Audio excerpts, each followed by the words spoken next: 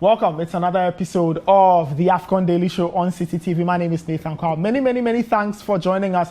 This is the show that guides you through the AFCON with some great chit-chat, great insights, lovely previews, great reviews, some great analysis, all of that coming together over an hour just to get you in the mood for some more AFCON action. There are some football games to be played later today. We get back to Group A to start all over again in terms of the second round of group games. But if you have anything to tell us, send us a message on the number 0550-585832. We would absolutely love to hear from you and would love to hear your comments, thoughts, questions, anything you want to tell us on this show. Hashtag AFCON on Citi, hashtag Citi Sports. My name is Nathan Kwao once again. We take a very snappy break. When we come back, we unbox the show and we start rolling. This is the AFCON Daily Show on Citi TV.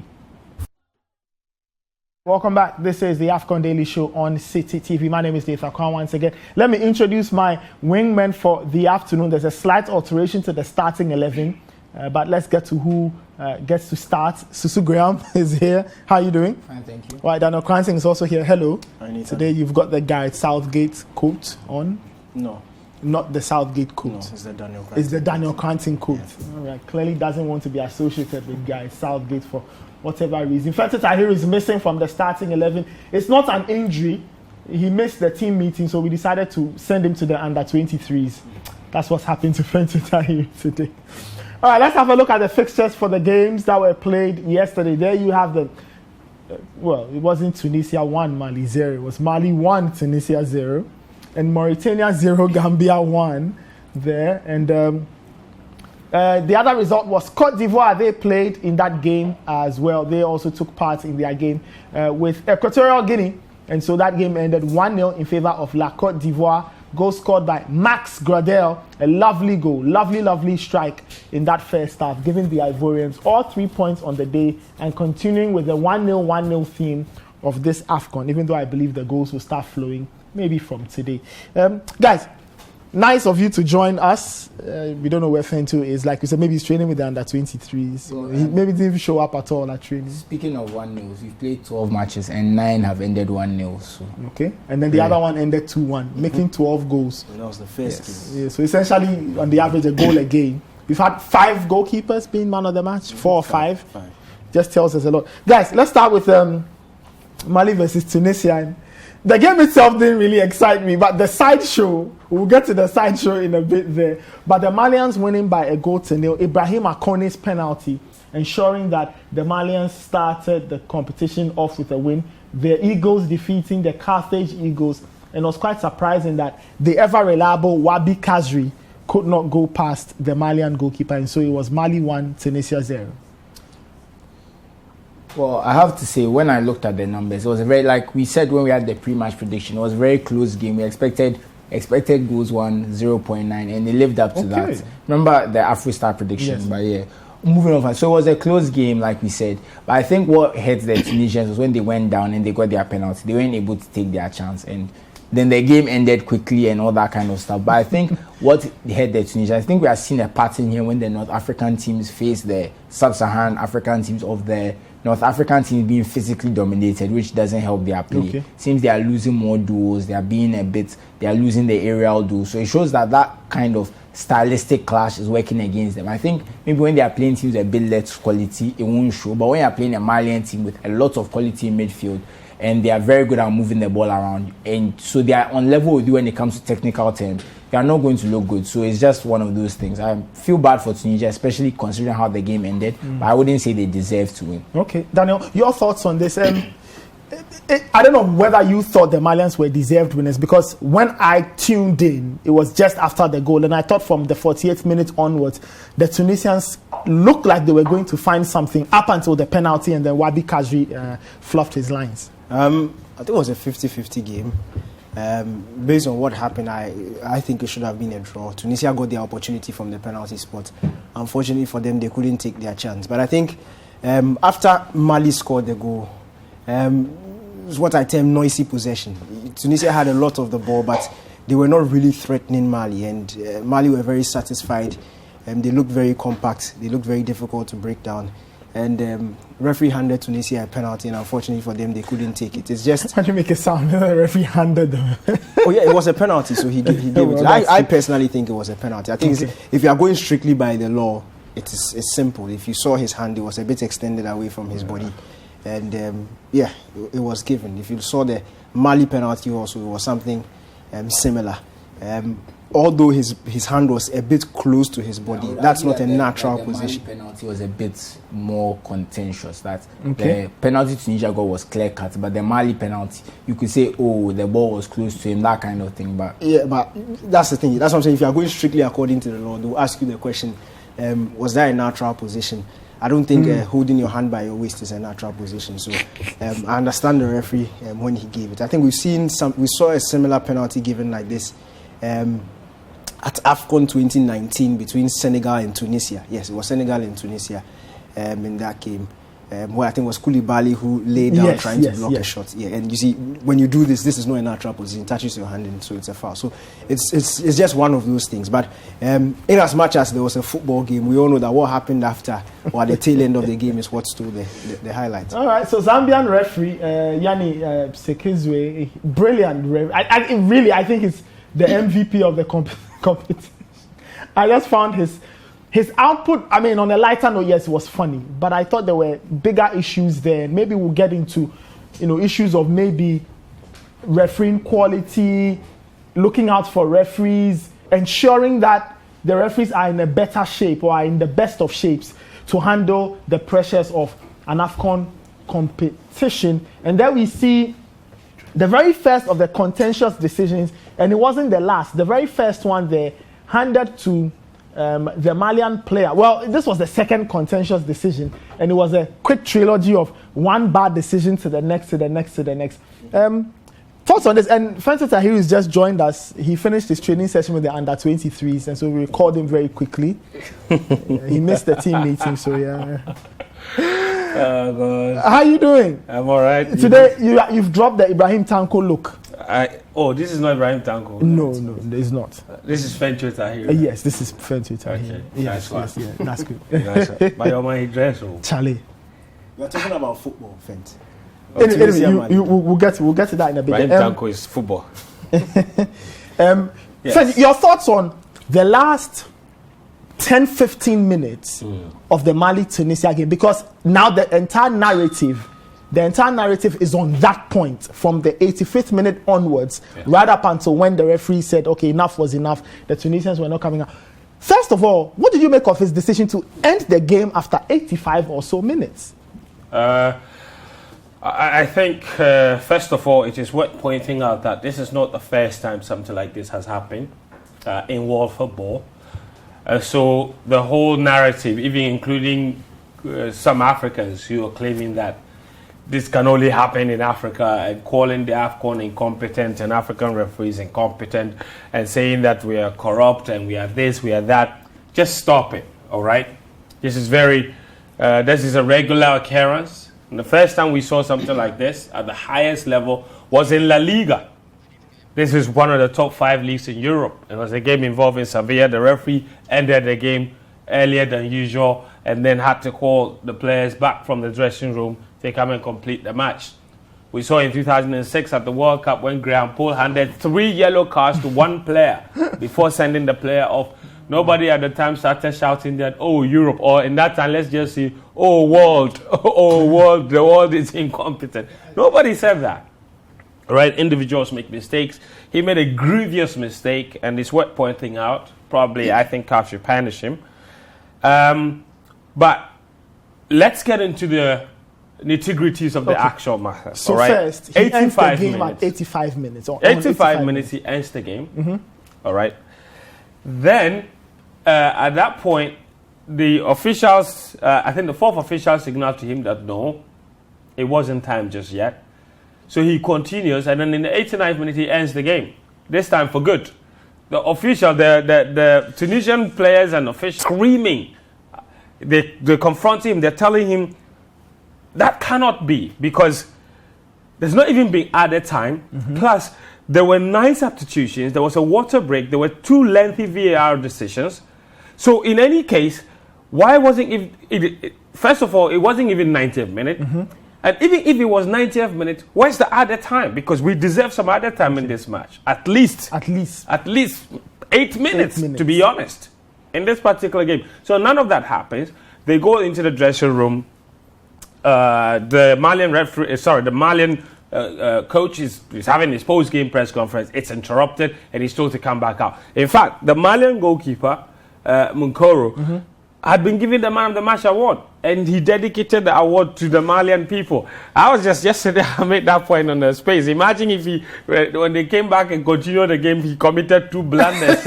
What would become of his Man of the Match award? So, anyway, they come back out. They agree that they have to come and finish the game. The Tunisians don't come out. The match is ended. That is the second time, because after 85 minutes, they play again, and he ends the game on 89 minutes. That's what I'm saying. So after the 89th minute, now the consensus was that they come back out, complete the game. The Malians come back out, of course, and then the Tunisians don't. And then you have the Tunisians absolutely incandescent. Exactly. I mean, and we've frozen the frame on the 89th. And then you see the Tunisian officials absolutely angry. Look at them. Handbags all over the place. Yeah, you can tell. You can see the clock there. 89:57 was when he ended the match. The match is ended. Everybody can see. It's not just 90th minute, but at that point, the game had already been ended by the referee. Everyone is pointing to their clock. Look at it. It's not time. Why have you ended the game too early? At that point, I'm not sure what kind of information or communication was happening between the referee, the fourth official, even the linesmen, even the VAR referees, because the communication has to be constant. Somebody should have said something. So now that it's happened, 3 things need to be established. 1, the Tunisians didn't come back out to complete the match. Okay. All right. So technically, this was a forfeiture. Technically, they didn't finish the game. All right. So, but then number 2, the Tunisians can say, no, we finished the match. In fact, we told the referee the match hadn't ended, but the referee insisted and he ended the game. So we finished the game. We finished the game, yeah. All right. So, and then number 3, now CAF has to determine whether or not the Tunisians were right not to come out. Now, if you read the regulation, the competition regulations, Article 82, it's clearly stated that if you refuse at any point in the competition to complete a certain game, you lose. The punishment will not just be that you lose that game, you will be thrown out of the competition. So at the moment, if the game is declared as a forfeiture because they didn't come out, the Tunisians didn't come out, will that mean that Tunisia will get thrown out of the competition? Wow. That would be very harsh. So I think CAF needs to apply a bit more nuance to the situation, look at it uniquely, and look at the fact that it wasn't Tunisia's fault. And the Tunisian coach said that the players were taking ice bath. Yes, they had changed. I mean, they came can you imagine getting out of an ice bath to come and continue playing football? You can't. It will be impossible. For an extra 5 minutes. Okay. But even just before Daniel comes in, I've read in certain spaces where people have reported that the referee possibly didn't stop his clock during halftime and that his clock kept running. And if you watch the game critically, in the 79th minute, the referee actually signaled to the fourth official to add 5 minutes. And that frame is there. That picture is there. In the 79th... Yeah, it is true. Yeah. You and I were watching. I caught that image. Yes. I caught that image and I saw it live. He was telling the fourth referee to prepare 5 minutes of other time. So but I think it gives credence to the theory that says that his watch may have probably been running. Exactly the point I made. So if he indicated in the 79th minute, let's just assume that is the 80th minute, and he says add 5 more minutes. That's 85 minutes. That makes it 90 because you add that 15 minutes of break into the I think the 35 minutes. Then you're getting us somewhere, all right? And then it was at that point that he then ended the game in the 85th minute. 5 minutes after. Thank you very much. 5 minutes after he said they should add 5 minutes. But then when they told him that it wasn't, then he continued for another 4 minutes and ended the game in the 89th minute. But whatever be the case, there was failure on so many levels. And Daniel, that's why I want to take your thoughts. When CAF, the morning after, probably looks at this, and I'm sure there's a response. We'll try and get that response. Mm-hmm.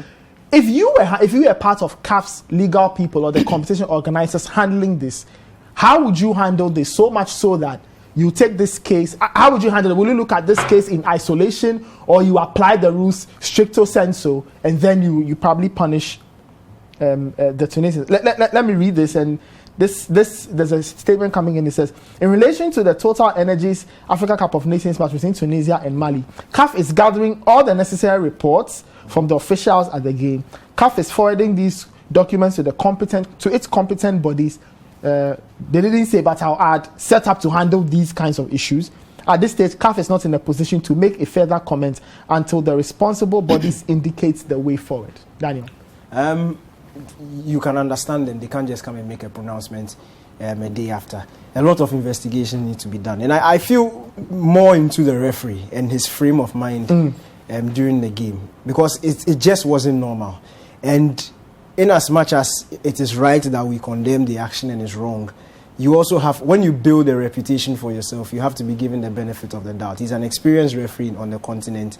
Yes, but he's had his own issues, but benefit of the doubt. So an experienced referee, he's done it at the highest level, and you don't expect this very basic error, this schoolboy error coming from him. So then I'm questioning his state of mind at that particular point in time. I've heard reports from Cameroon talking about the heat. I've seen some articles likening a heat stroke to loss of memory in a way, you being dazed, you being not able to think in your right frame of mind. So anything could have happened, and I feel that is exactly the case, because for him to blow it the second time, and this time he looked very certain. He wasn't taking any advice from anybody, second opinion, because he looked very certain about what he was doing. So that's a bit problematic on the day. The second one is also the other officials, especially the fourth official. Yeah. I feel communication should have been better. Okay. Because what Fent is saying makes a bit of sense. That at 79 minutes, and I saw it. He's telling him it's 5 minutes left. That communication needs to be clear. Not 5 added minutes. He needs to tell him that. We are in the 79th minute. It can't be. When he blows the whistle for the first time in the 85th minute, he needs to be told that it's left with 5 minutes of normal time before I'll come and give you whatever it is, injury time. So when he blew the whistle for the last time, you saw just when he put the whistle to his mouth, the fourth official was also preparing to raise his board for added time. And as soon as the ref blew the whistle, he drops it and he starts warding off the Tunisian technical bench, and he charges towards the referee like the game is done. You know that it's not time. You understand what is going on. You have a communication device. You could easily tell him that no, this is not right. You come, and we've seen these things. There was I think it was a couple of seasons ago in the Premier League. There was something, I don't know if it was the Premier League or the FA Cup, but the referee was going through something. He disappeared down the tunnel. When we came back, it was a fourth official who was handling the game. Those small things. Then after the game, you can clarify what happened to the referee, but you don't back him when you know that what he's doing is going to cause commotion, and then after the game, everybody looks silly. All right, interesting. Why was it not possible? Like Daniel is saying, it seems basic to me for you to tell the referee, can you come to the touchline? Yeah. He comes to the touchline, you gather, and then you reconcile your clocks. And because clearly, it's quite clear the fourth official was on the right track, knew the referee was wrong, they should have foreseen that. So from this, I think we can safely conclude that referee Yanni Kisiswe, he got his timing wrong. A bit mixed up. Yes. And you think there was something wrong. So your thoughts on this? I don't know if you have any special things to tell us. I mean, they've said all that needs to be said. I just want to add a little thing about the fourth official thing. I think the fourth official is there more as a substitute ref. So if one of the linesmen or the referee gets injured, he will step in. I think a lot of people think he's there to do the board. No. Usually you see sometimes, if you pay attention, you see Mike Dean, Kevin Friend, and those guys are doing the fourth official job. So these are proper referees. These are top level referees who come and are there in case anything happens. But the thing is also there's a hierarchy on the pitch, and the center referee is in charge. So sometimes it's difficult for the other officials to kind of say what needs to be said, because sometimes more like they rely on them because, they rely on the linesman because obviously they can't tell offside. Sometimes the linesman is closer, so maybe you might go to him for a second opinion. Sometimes, sometimes it's difficult. We are dealing with a matter of a football game. I have to say something, and let me just finish. I feel like this referee is not someone who listens to his other officials, because we saw the VAR. Because we know from what we know about VAR, when you are called to the screen, it's to show you that you missed something, you made a mistake. He saw it and still said no, it's a red card. So I feel like he's someone maybe he's difficult to talk to. Like I said, once you come, I said it on radio last night when I was with friends, when you come over the ankle with your studs, you are risking a red card. But the fact that the fourth official called him and said, look, maybe you've gone a bit overboard, and he still didn't listen, shows that maybe as a official, he's not one of the officials who's more amenable to changing his mind. Okay. So that might be a character thing that is aside. But because he's the center referee, the other referees can only advise him. If he chooses not to take their advice, it's as simple as that. No, so guys, you see, I'm saying apply the rules, and this is I think we are contending this decision even more because of the way the game ended. The red card, yes. But if the game ended normally, the rules are simple. If was his foot off the ground? Yes or no? Was he showing stats? Yes or no? He did. Did he make contact? Yes or no? He did. So even if the ref goes back and he watches this frame, look, his stats are on the Tunisian guy's shin. No, I don't think that's the point Susi is making. Susi is saying that his refusal. Yes, so I'm saying he knows what he saw. You see, when they say that he's justified, they are probably saying that maybe he would have missed it. But when he goes and he sees what he's already seen, he's definitely not going to change. But you see, exactly. But the refusing to go says a lot about the referee's state of mind. But he did go. I'm saying that they even only call you if you've communicated with the VAR that what you saw is not what they saw on the monitor. Yes. You are only called to the screen if they can see there's a discrepancy between, let's say I can see Daniel, Fent, and Nathan. If the referee says that and the VAR says no, it's actually Benjamin, Fent, and Nathan there, that's when they'll call you to the screen. So I feel like there was some discrepancy in what he was supposed to have seen. But like I said, that's the thing about VR. It's still subjective. So he's well within his rights to refuse to take it. But I'm just saying that maybe it hints that he's someone who is very sure and very firm in his decisions. Okay, all right, guys. I'm sure the debates will continue elsewhere. We'll take a quick break, a very quick break. When we come back, we've got more AFCON. We've got to talk about Gambia and Mauritania. They sold us quite an interesting game last night, and we'll go through some of your comments. Some of your comments have already started coming in. They're very interesting ones there. We'll be right back after this short break. This is the AFCON Daily Show on Citi TV. Don't go anywhere. We'll be right back. Welcome back. This is the AFCON Daily Show on Citi TV. My name is Nathan Kwar. The guys are joining me, Susu Graham, Daniel Cranting, and Fentio Tahir. Let me read a few messages there. This one says, hey, but Daniel Cranting dress, pow. the person says, it's the Natalia and Tatiana effect. Natty and Tati. He's moved from Natalia to Tatiana. They are probably friends. Natania. I think next year we'll have Anastasia to bring. Next year we'll add Anastasia. Because likes Russian flavor. You know what I mean? No. And it's Tatiana and Natalia. Natania. I like that. Yeah. Nanaya says, I thank God it wasn't referee Daniel Lai who made these errors in officiating the Tunisia-Mali game. Because his own people will be here lambasting him. Reminds me of the Joe Lamte episode. The South Africans would have led the crusade. We said it. Yeah, another Ghanaian referee. Julius from Odumasi Krobo says, it looks like this year's AFCON. In this year's AFCON, the defenders are exceptionally brilliant, or the strikers are very poor. One goal project tournament. Well, we'll see about that. So you've got some more info to share with us from the Tunisia-Mali game, apart from the referee's shenanigans. Just to respond to the last comments, I'm starting to believe it's the strikers, because we are seeing record lows in conversion rates and other things, but we'll talk about that. In the Cote d'Ivoire Equatorial Guinea game, there's a particular clip I'll show you guys of a striker missing a very, very good. I couldn't believe what I was watching. I have a short map of that match too, so we'll get into that. Don't worry. But we've talked a lot about the referee, but let's talk about what the players actually did. So I got some of my stats from the Opta analyst as usual. Yeah. So we saw that Tunisia led in XG 1.6 to 1.2, so it wasn't a very big difference. So you can't, like we said, balanced game. You didn't see much difference. 2 penalties, 1 for each team. The only difference was Mali was a bit better with taking their chances. In terms of pass accuracy, you will see that Tunisia also passed a bit better. They were 80.5 to 79.7.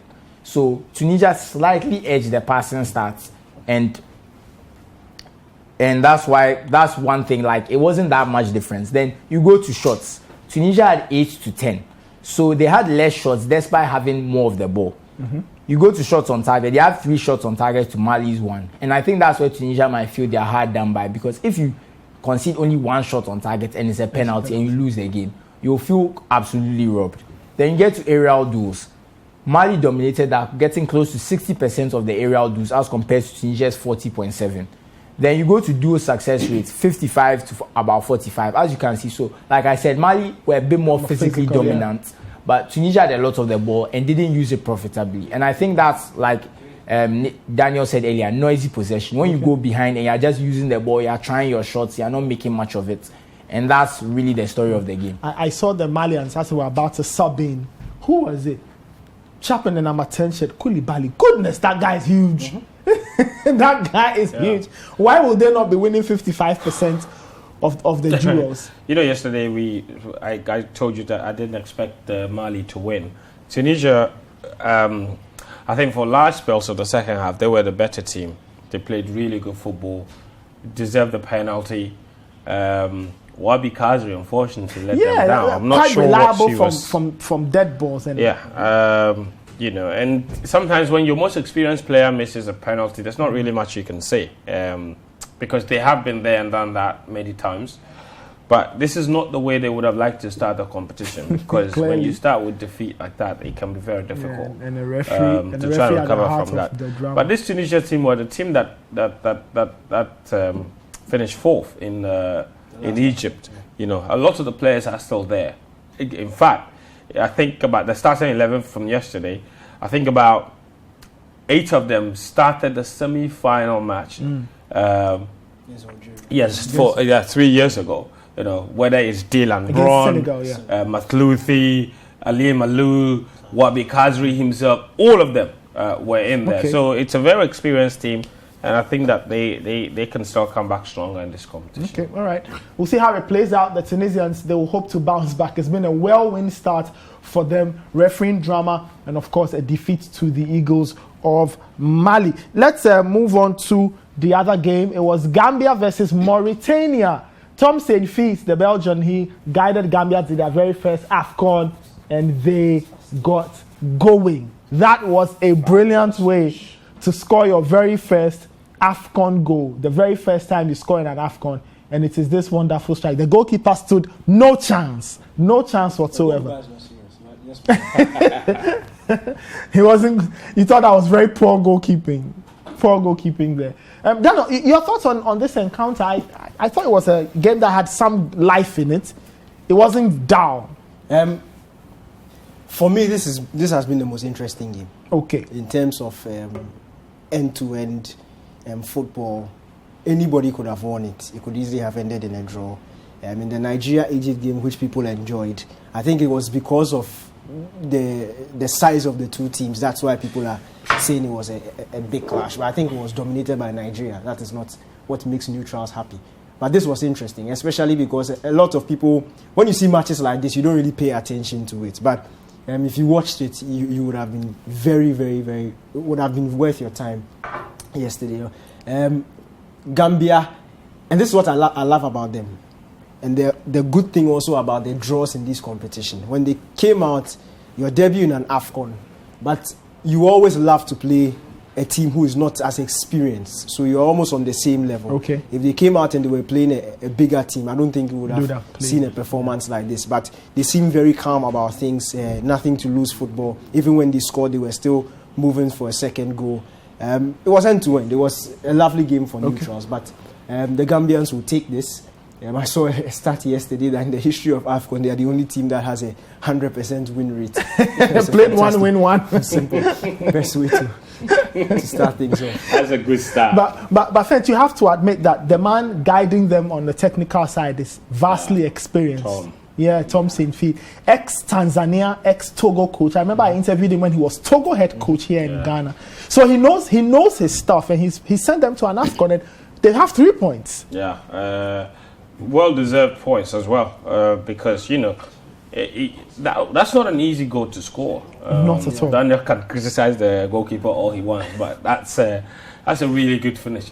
If you ask the Eq Guineans, they will tell you that they had much more easier chances and they couldn't score. So and I think for the Gambia, this was always expected. I think when you look at their preparation, even their journey in qualifying, it was quite dramatic, and they always showed up whenever it was necessary. And I think that a lot of people didn't even expect them to qualify. What Sanfei has done is that he's turned them into a very, very difficult team to beat. And I think usually for smaller teams, that's always the most important thing. If you're not going to win, make yourself as difficult to beat as possible. And for the Gambia, I think Mauritania had really good chances. They played well, but the Gambia showed that probably they are one of those teams where which will make life difficult for any team. So if they make it out of this group, which looks very likely, any team that come up against the Gambia should be afraid, because they're really playing. Yeah. They have nothing to lose. They're really just playing for themselves and for an entire country. Yesterday, I saw images from out of Banjul. It was incredible. Very similar to the images we saw from Sierra Leone. Yeah. People love African football. They love their national teams. And we're here, we take AFCON for granted, and we say that it's almost like a right to qualify. Some people qualifying is a big jubilation. Happy. They win their first game, it's a party, really. But, and, I'm very happy for them. The other bit that a lot of people do not know is that the Gambians, when you dissect their team, realize that they've got players playing in they've got 5 players in the Serie A. Yes. And that is what many people usually overlook when they're analyzing some of these so-called smaller teams. You think that they have players in lower divisions, and even if they have players in lower divisions, these are players in form. These are players that are hungry. These are players that have never been at this stage before, and so their attitude is entirely different. You don't have to even go too far to look at a team that came with relatively unknown players and made a mark. I am talking about Madagascar from the last AFCON. Yeah. They played brilliant football. You could barely mention the names of their players, but they are very identifiable, and they left their mark. And I think the Gambia. And we have a lot of viewers from Gambia all the time. We do. We have people sending us messages. We're very happy for them. Okay, right. And hopefully they make it to around 16, and then from there anything is possible. Could have a fairy tale story. Susu, do you have anything to tell us? Well, I'm also pro-Gambia. I had a good friend in primary school from Gambia, so I'm glad to see them do well. But I think, like Daniel said, there was an end-to-end stuff. You see the XG very close, 0.8, 0.7. There wasn't much in there, but I think the problem was the Mauritanians did not use their possession well. You have 60% of the possession. You take 20 shots. You put only 20 shots. They took 20 shots and they only put 2 on target. So it wasn't good enough, but it happens. That's the simple fact of the matter. Interesting. 20 shots, not a lot to talk about. Let's move it on to the other game that was played last night. It was Equatorial Guinea, the team that finished 4th 7 years ago rather, against Côte d'Ivoire, the team that became champions 7 years ago. And you had the Ivorians with their very distinguishable orange jackets. And it was Max Gradel who settled that encounter. As to what the Equatorial players were doing, playing in front of their own goal, towards their own goal, they can only explain. Max Gradel catching it first time, no second invitations. That was that. Daniel. Brilliant.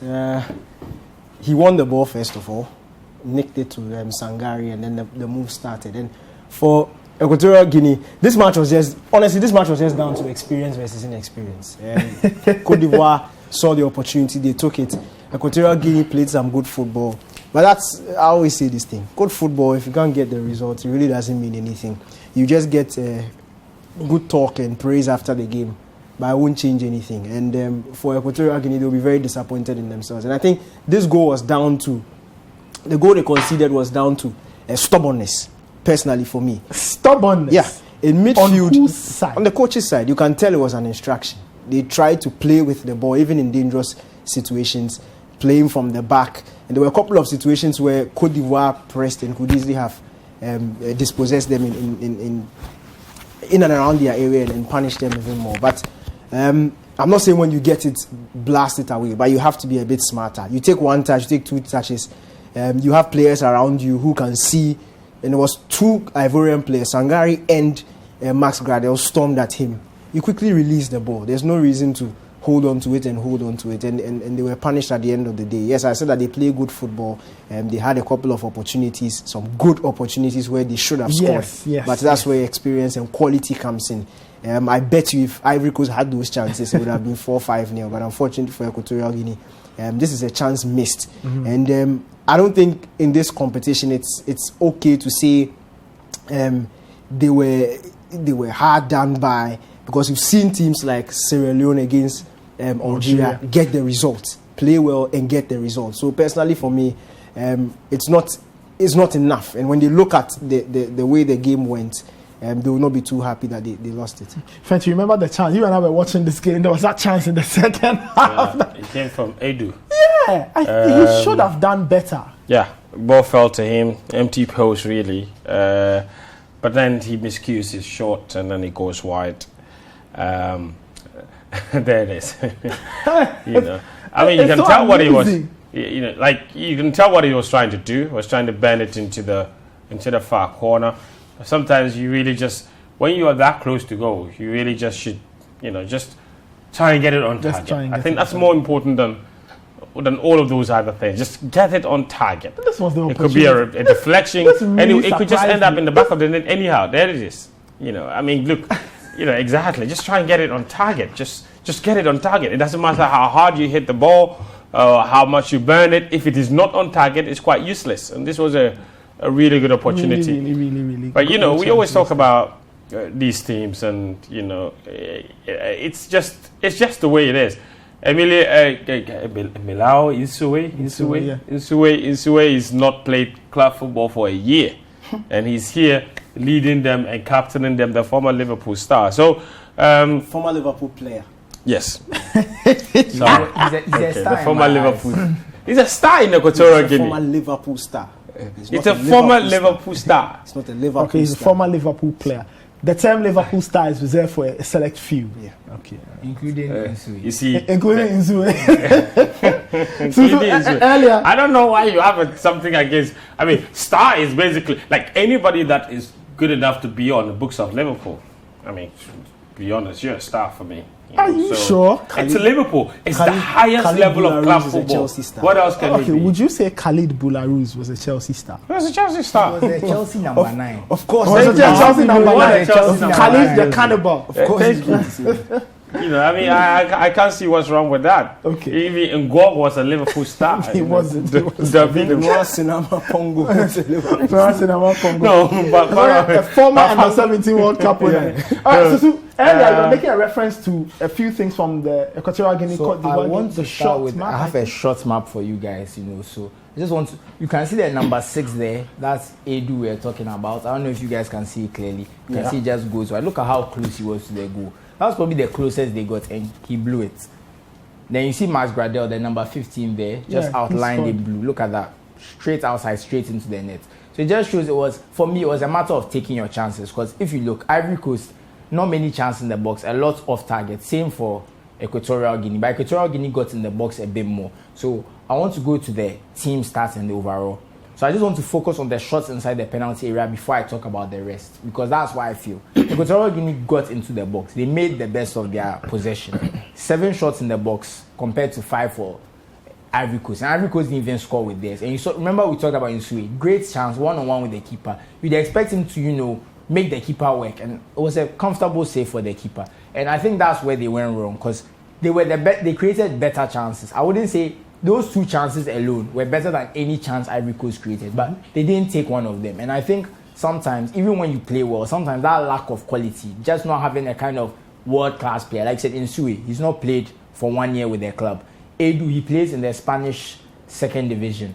The team he plays with is about 20th in the league of about 24, and he barely plays. So, not to disparage them, the difference between him and Messi is bigger than the difference between me and him. So I'm not trying to make that comparison at all. But it just goes to show that sometimes when your players are not of a certain level, even when you create those chances, you won't get them. Okay, all right. Let me read a couple of messages there. This one says, I believe that the referee made a bet that the match would end 1-0 in favor of Mali. Therefore, he technically ended the game to win his bet. All right. That is Samuel Yakubu from Zaria in Nigeria. This one is from Michael Kwabena from Obuasi Tutuka. And he says, you know the place. Is it Tutuka or Tutuka? Tutuka. Tutuka. Okay. Says, I want to ask why Afenajan can't play for the national team at age 18. Mbappe played for France when he was 17. Hafiz G from Salaga North says, your program is the best. I'm enjoying it. Looking at the AFCON 2021, it looks like all the teams are well prepared except the Black Stars. Okay, interesting. This one says, I think there was something wrong with the referee because he had a very bad game. He had everything wrong. The 2 penalty calls were wrong. The red card should have been yellow. As for his multiple closing whistles, no comment. That's from Eric Atanga from Binaba. Okay, interesting. Interesting stuff. Let's move on. Let's talk about the games that will be on today. And Cameroon and Burkina Faso. No, Cameroon and Cape Verde, rather. Sorry, Cameroon and Cape Verde will play. How many times you want them to play? Twice. Come on. I want Burkina Faso to win. So Cameroon and Cape Verde, right? Yeah. Cameroon and Cameroun versus Ethiopia. Cameroon, Ethiopia, and then Cape Verde, Burkina Faso. I don't know why I put Cameroon, Cape Verde, but that's fine. Cameroon, Ethiopia, and Cape Verde, Burkina Faso. Yeah, we are looking at the future. So this is solely for Group A. Well, that's Sikazwe Jr. Yeah, Sikazwe Jr. Yannis Sikazwe Jr. And guys, the Cameroonians are hoping to make it 2 out of 2. And should they get that's round of 16. They'll get it. Sorted. Yeah. For them. I think this is actually more straightforward than any other game in this competition. Are you ready to be surprised? No. No. I'm not going to be surprised. Okay. Mostly because Ethiopia are just Ethiopia. In that they would go, they will pass, And not they will pass. finish. It looks flamboyant. It looks like they have a system playing from the back, building patiently. Cameroon gets one, they body somebody, it's the back of the net. That is basically how the game is going to go. You're probably going to see Ethiopia play the more exciting football because it is a culture.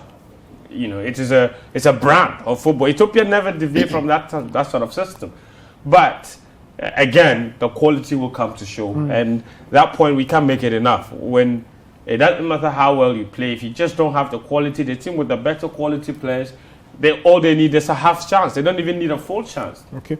All they need is a half chance, and they will score. And I think that Cameroon, with the whole fans especially also behind them, and the sort of vilification the team got, despite that opening day victory against Burkina Faso, they would come here all guns blazing. Because I was following a lot of Cameroonian portals and lots of spaces of Cameroonians discussing the team's performance against Burkina Faso. Very few people were impressed.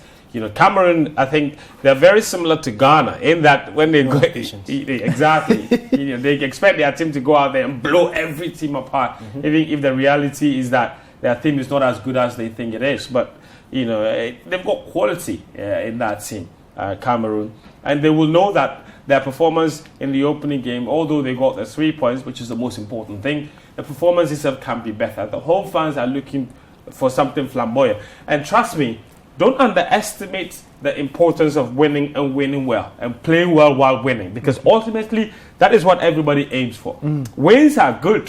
I mean, that's what guarantees you trophies and all that. It's supposed to also give the team confidence and what have you. But what the fans aim for ultimately is for the team to play well while winning. And for Cameroon, they will see this as an opportunity to go out there and exhibit a good brand of football while winning comfortably on the way as well. Will it be very easy? Probably not, but I expect them to win without any trouble. All right, Daniel, do you expect any changes from the Cameroonians in terms of starting 11? Was there anything you picked up from the opening game that gave you a hint that possibly they might shuffle the pack a bit? I no, because the team we saw start against Burkina Faso is usually the team that they go for, especially the front two with Abubakar and Toko Ekambi. You say Choupo-Moting is on the bench, but since that partnership between Ekambi and Abubakar started to tick, it's always been very difficult for Chupo to get into the starting 11. A player who came in and excited in the second half was Clinton Njie, but he looks like more of an impact sub. And I don't think he'll be in the starting 11 today. What I'm looking forward to is how Cameroon approaches this game, because before the Burkina Faso game, we knew that physical battle was going to be existent. It was going to be very evident in that game, and it was probably going to be the reason why Cameroon would struggle.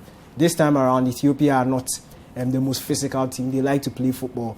And I'm also saying this Cameroon team is also a very technically gifted team. So they can play football. They are stronger, and they have more quality in their team. They are playing at home. The importance of that first game, getting that win under those circumstances, cannot be overlooked. I think they've received their fair share of criticism. They will have a renewed mindset going into this one. And look, not to disrespect Ethiopia, but Cameroon has to win. And I think we are going to see more than 2 goals in this game for Cameroon. I think it's going to be one of those games where they'll try and assert their authority very early in the game. And they have the men to be able to do that. And also because of stylistically, the way Ethiopia plays is almost suited to what Cameroon likes. If you watched in the second half between Burkina Faso and Cameroon had a lot of counter-attacking opportunities. In fact, that goal which some say should have stood came from a counter-attack where they won the ball of the Burkinabes and Abubakar put it in the back of the net. So it's one of those things. Expect Ethiopia to have the ball, noisy possession. They'll pass the ball around. Cameroon with that midfield dominance. Colin Fai, my very good friend Zambo Anguissa. These guys would know how to dominate them physically, get the ball to the guys at the top to put it in the back. I actually expect maybe I think perhaps Basagog might start or should start in this sort of game with his speed and his intelligence, and replacing Gamaleyu, by the way, because I just didn't think that Gamaleyu was as impactful as was expected. You look at Basagog, he's got more skill than Gamaleyu, he's got more speed than him, and for this Ethiopia team, I think that sort of game, players running in behind, might actually serve the Cameroonian team the world. But I start that. Ethiopia have won an AFCON game in 46 years. It's not going to happen today either. In 46 years. And in the 21st century, they have never beaten a team in Africa, a CAF team, ranked in the top 50. It's going to continue. Unbelievable. Wow. They have in the 21st century, they've never beaten a CAF team ranked in the top 50. Any other victory they've recorded have been teams that are ranked 110th or something like that all the way back. And it's not a good record. That is really And Cameroon themselves, by the way, have not lost a game to any team ranked below them in the AFCON since 2010. Wow. 9 matches have been played since then. So your thoughts? I think I have a few interesting things just add to what Fen said. I think I saw somewhere that Cameroon have not lost a competitive game in Cameroon since like 1980 or 1970, something ridiculous like that. So I don't expect them to lose anytime soon. But when you talk about the head-to-head, there's not really much to talk about. Cameroon and Ethiopia don't seem to play each other a lot. They met once at AFCON 1970. Cameroon won. They met once at the CHAN 2016. It was a draw. And it goes into what we've been saying about Ethiopia. Ethiopia were featuring a lot in the early AFCON. So if you look at the 60s and 50s and early 70s, they were appearing at the AFCONs and then they just stopped appearing. So that was their football heyday. I think they finished 4th maybe once or something like that. You know that. It was also 8th team, so it doesn't really mean much. They're not much of a footballing power. It means much. That's when we won an AFCON. It means much. So that was when you won an AFCON. Yeah. So 2 of them actually. It doesn't matter who came 4th. It matters who won. So let's not talk about 4th place. Okay. But I think when we look at Cameroon, they're a good, strong team. I got some stats from our friends at Opta. So they have an algorithm that gives teams a chance of winning. Interestingly, Cameroon's chances are fairly low, 3.9. Compared to even Ghana, we've lost our first game and we are still about 6.4. So I think it's based on your path in the competition, who they think you meet and whether they think you beat them. So right now, they're not seen as favorites, but they win this game, you see their chances shoot up. Because again, it's a working algorithm. It keeps moving. They had a very good game against Burkina Faso, a nice XG of 2.3. Obviously held by the penalties, which they scored. Very important. Their open play XG is not as high because you look at someone like Abubakar, his non-penalty goal XG is only 0.4. But because of the penalties, when you add that, it shoots up closer to 2. It's just how it is. And they were fairly compact at the back, against XG of about 1.96. So they were keeping it very tight, and they moved the ball very nicely, 84% pass accuracy. And when you look at the teams that pass the most and have the most passes per sequence, they are up there. They are definitely one of the top 5, top 6 teams in that regard. So they move the ball very well, like you said, very strong midfield. And this is a midfield that I would like to see against Ethiopia, who also like to move the ball. But I think that physical edge will just double up, because now you have the technical and the physical superiority. So I think they'll win the midfield battle. But like you said, Ethiopia like to have the ball. I think Cameroon are more willing to play on the counter-attack when it suits them with that pace. So which is why I to say Basso Gog. And maybe in J, this might be a good game for him to start. Maybe they both flank Abubakar. He's a more physical presence. He lays the ball off to them. Keep it simple. But like I said, this game is Cameroon's to lose, and we'll see how it goes. All right. The other game in the group happens to be between Cape Verde and Burkina Faso. Cape Verde have one win already. The Burkinabes are chasing their first win. I don't know. This is the game I'm looking forward to. Yeah. This is the game I'm looking forward to. Without Bertrand Traore. Wow, the Burkinabes will have to try and find something. Look, it's going to be a titanic battle. Burkina Faso, just like Cameroon, have some technical quality in there, but what sets them apart from everybody is their physical quality. They are able to go out and dominate teams physically. But if you watch Cape Verde also, and if you watch them through the qualifiers, FIFA World Cup qualifiers, and AFCON qualifiers, they can also stand their ground in terms of that physical battle. We saw them against Nigeria in both legs. Nigeria tried to bully them around the pitch, but they didn't allow them to. On set pieces, to their a dangerous opposition to face, not necessarily because of the threat in the box, it's because of the quality in delivery. They have some technical players who can hurt you if you allow them the freedom to get those crosses into the box. So this is a game I'm looking forward to. I feel it favors Cape Verde more, because Cape Verde will know that one more point they are through to the round of 16. That's just what it is. They've already have 3 points, 1 more point, 4 points. They are safely through. For Burkina Faso, they know they have to win, and you don't want to go into that last game against Ethiopia needing to win a victory in that game, because which they probably will get, but it might not be enough. It might not be enough. You don't want that. So you really want to get yourself 3 points just to calm your nerves in that last game against Ethiopia. A small aside about Cape Verde, if you look at their squad, a lot of guys in the Portuguese league, and they've even been complaining that their domestic league is not as good anymore, because like all the good youngsters straight to Portugal. So they have a lot of players getting trained in the Portuguese league. So this is a team, because they're a small country, we underrate them a bit, but they have very talented players playing in very good leagues around Europe, especially in the Portuguese league. So it's not a nobody team, despite being a quote-unquote small country. All right. They didn't, to be honest, they didn't make the significant leap after AFCON 2013 when they came. I remember, I think they were in Ghana's group. We faced them in the knockout stages, I believe. Wakasu scored a brace, and in that tournament they were very good. They made it out of their group, and they were paired against Ghana. They lost 2-0 in a game where they completely dominated. But I would set time with that number. It was a game where Ghana's quality came to show. Ghana had 2 really good opportunities. Wakasu scored a penalty. Then Cape Verde went pummeling, put out Dowdell's goal. They kept coming. Then counter-attack, Wakasu was to scores again. But, that was his AFCON debut. That's when he used extensions. Yes, that thing. Braids. Peacock hair in that tournament. And then Ghana won that game, of course, by 2-0. Went to face Burkina Faso, and then the rest is history. I've never seen poorer officiating in AFCON history than in that game between Ghana and Burkina Faso in 2013. The worst AFCON officiating in history, in my opinion. More than Tunisia, Mali. Of course. Tunisia, Mali. From yesterday. Yeah, it was worse than that.